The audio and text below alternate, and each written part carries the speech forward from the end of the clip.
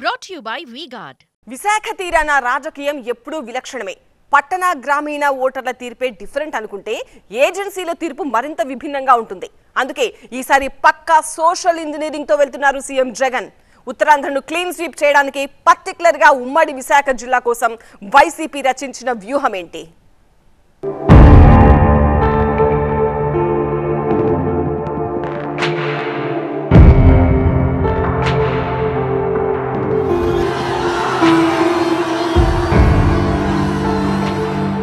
జరుగుతుండగా సార్ నన్ను చూసి బస్సు దిగి కిందకు వచ్చి నన్ను పరామర్శించి నాకు ఎంత ఖర్చదో అంతా ఆయన పెట్టుకుంటా ఉన్నారు.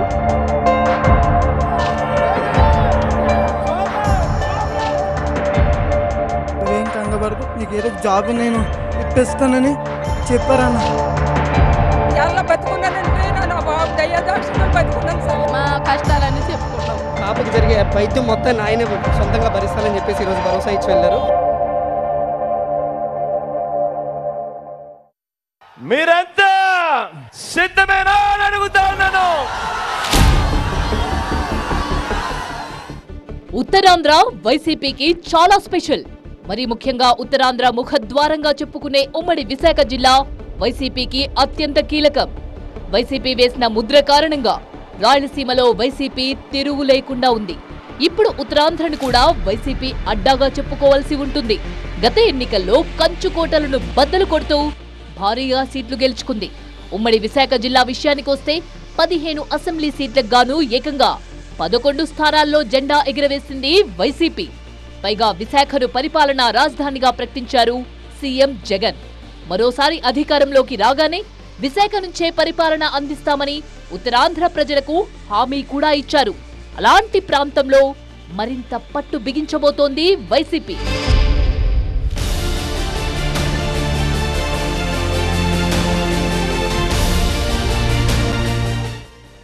విశాఖ అంటే ఓ మినీ ఇండియా. రాజధాని రాజసాన్ని ఇప్పటికే వంట పట్టించుకున్న జిల్లా. పైగా విశాఖ జిల్లా వాసులది ఎప్పుడూ విలక్షణమైన తీర్పే. అర్బన్లో ఒకలా, రూరల్లో మరోలా, ఏజెన్సీలో ఇంకోలా తీర్పునిచ్చే జిల్లా ఇది. ఈసారి క్లీన్ స్వీప్ కొట్టడమే టార్గెట్ గా సోషల్ ఇంజనీరింగ్ ను గట్టిగానే చేశారు సీఎం జగన్. కాపులకు పెద్దపీట వేస్తూ బీసీలకు కూడా ఎక్కువ సీట్లిచ్చారు. మహిళలకు 2 ఎంపీ, 1 ఎమ్మెల్యే సీట్ ఇచ్చారు. ఈసారి విశాఖ జిల్లాలో సోషల్ ఇంజనీరింగ్ బాగా కుదిరిందంటూ రాజకీయ విశ్లేషకులు కూడా చెబుతున్నారు. మరోవైపు పార్టీలోకి చేరికలు భారీగా జరుగుతున్నాయి. 30 ఏళ్లుగా టీడీపీకి సేవ చేస్తూ ఫైర్ బ్రాండ్ గా పేరు తెచ్చుకున్న అడారి కిషోర్ కుమార్ సైతం టీడీపీలో గుర్తింపు లేదంటూ వైసీపీలో చేరారు. 2019లో జనసేన నుంచి అమలాపురం ఎంపీగా పోటీ చేసిన డిఎంఆర్ శేఖర్, ఇతర జనసేన నేతలు సైతం జగన్ చేతుల మీదుగా వైసీపీ కండువా కప్పుకున్నారు. నిర్ణయాలు బేసికల్గా ఆంధ్రప్రదేశ్ రాష్ట్ర భవిష్యత్తు కోసం, ఆంధ్రప్రదేశ్ రాష్ట్రంలో ఉన్నటువంటి బడుగు బలహీన వర్గాల ప్రజల యొక్క ఉన్నతి కోసం వారు చేసినటువంటి కార్యక్రమాలన్నీ కూడా బయట కనబడుతూ ఉన్నాయి. యాక్చువల్గా it is a vibration to the society. నేను నిన్నటి వరకు గౌరవ మాజీ ముఖ్యమంత్రి చంద్రబాబు నాయుడు గారి కోసం గత 20 సంవత్సరాల నుంచి పనిచేసినప్పటికీ రాష్ట్ర స్థాయిలో ఉద్యమాలు నడిపినటువంటి వ్యక్తిగా, గతంలో రాష్ట్రం విడిపోకుండా ఉండడం కోసం సమైక్య ఆంధ్రప్రదేశ్ ఉద్యమాన్ని స్టేట్ లెవెల్లో నేను కన్వీనర్గా ఉన్నప్పుడు నా పైన 100కు పైగా పోలీస్ కేసులు నమోదవడం జరిగింది. మొన్న కూడా ఢిల్లీలో పెద్ద ఎత్తున ఆయన అరెస్ట్ అయినప్పుడు ఉద్యమాలు చేశాను. అయినప్పటికీ కూడా పార్టీలో సరైనటువంటి గౌరవ గుర్తింపు లేనందువలన ఆశించాను. నేను కూడా ఎంపీ టికెట్ కోసం, ఎమ్మెల్యే టికెట్ కోసమే కాదు, అనకాపల్లి ఎంపీగా నేను పూర్తి స్థాయి యాస్పిరెంట్గా ఉన్నాను. లోకల్ క్యాండిడేట్కి ఇస్తారని చెప్పని భావించాను. మరో పక్క అయ్యన్న పాత్రుడు గారు, కొనతాల రామకృష్ణ గారు కూడా లోకల్స్కి ఇవ్వాలని చెప్పని గొంతు పీండ్రించుకొని మాట్లాడి ప్రజల్లో పనిచేసేటువంటి వ్యక్తిగా ఏ రోజు పార్టీ యొక్క కండువాని కానీ పార్టీ యొక్క వ్యక్తులు కానీ ఉపయోగించుకోలేదు. పర్సనల్ స్టామినాతో నేను కాలేజ్ స్టూడెంట్స్ యూనియన్ ప్రెసిడెంట్గా, Hyderabad central university students union ప్రెసిడెంట్గా ఉద్యమాన్ని నడిపినటువంటి వ్యక్తిగా ఖచ్చితంగా జగన్మోహన్ రెడ్డి గారి యొక్క సిద్ధాంతాలు ప్రజల్లోకి తీసుకొని వెళ్తాను. జగన్ బస్సు యాత్రలో ఎన్నెన్ని ఘట్టాలు.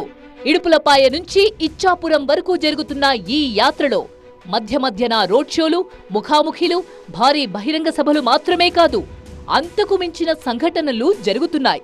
సీఎం జగన్ ప్రజలను నేరుగా కలుస్తున్నారు. ప్రజల సమస్యల్ని స్వయంగా అడిగి తెలుసుకుంటున్నారు. బాధితులకు భరోసా కల్పిస్తున్నారు. అధికారులను అక్కడికక్కడే పురమాయించి సాయం అందేలా చేస్తున్నారు. పాపకి కళ్ళు తర్వాత బ్రెయిన్కి సంబంధించిన వ్యాధితో బాధపడుతుంది. చిన్నప్పటి నుంచి కూడా 50 లక్షల రూపాయలు అవుతుందని చెప్పేసి డాక్టర్స్ చెప్పడం జరిగింది. సో ఈరోజు జగన్మోహన్ రెడ్డి గారికి పాప యొక్క పరిస్థితి మనం తెలియజేయడం జరిగింది. అనంతరం ఆయన చాలా బాగా స్పందించి జగన్మోహన్ రెడ్డి గారి పాపకి జరిగే వైద్యం మొత్తాన్ని ఆయనే సొంతంగా భరిస్తానని చెప్పేసి ఈరోజు భరోసా ఇచ్చి వెళ్ళారు. బ్రెయిన్ కూడా పనిచేయదు, మనం పెడితేనే తింటుంది, ఏదన్నా పెడితేనే అడగదు, చేయదు, ఏం పట్టుకోదు, ఏమి చేయదు కూడా. ఈ పిల్ల అలాగే మంచం మీదే ఉంటుందండి. కళ లెగడం కానీ ఏడడం కానీ ఏం చేయదు, అలాగే ఉంటుందండి. బ్రెయిన్ అసలు పనిచేయదు, కొళ్ళు కూడా కనిపించదు. ముఖ్యమంత్రి గారికి బాగా స్పందించారండి.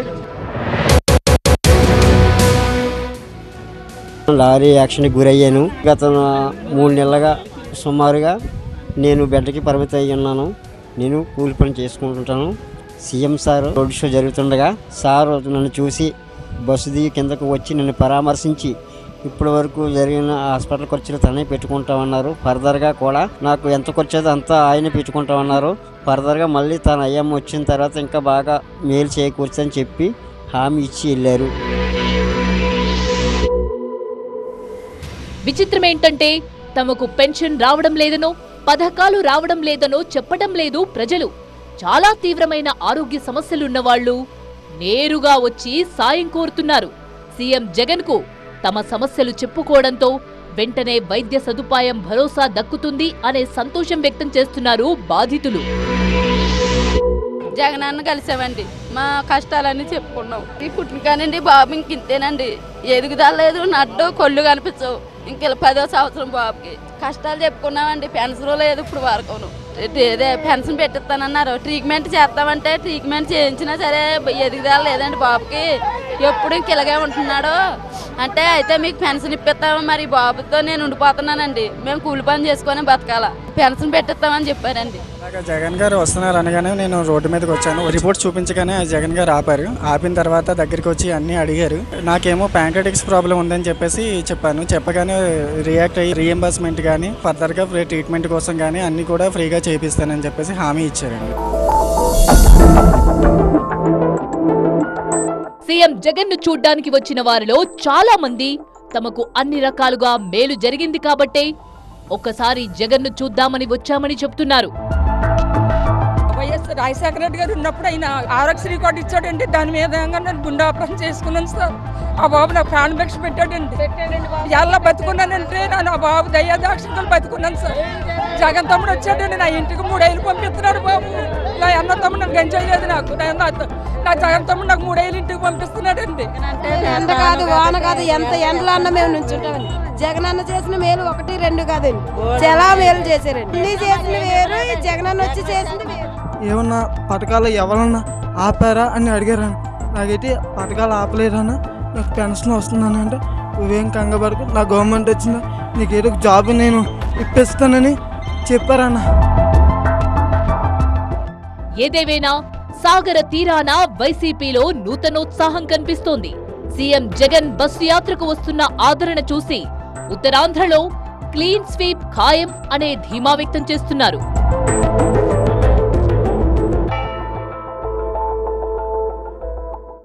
Brought to you by V-Guard.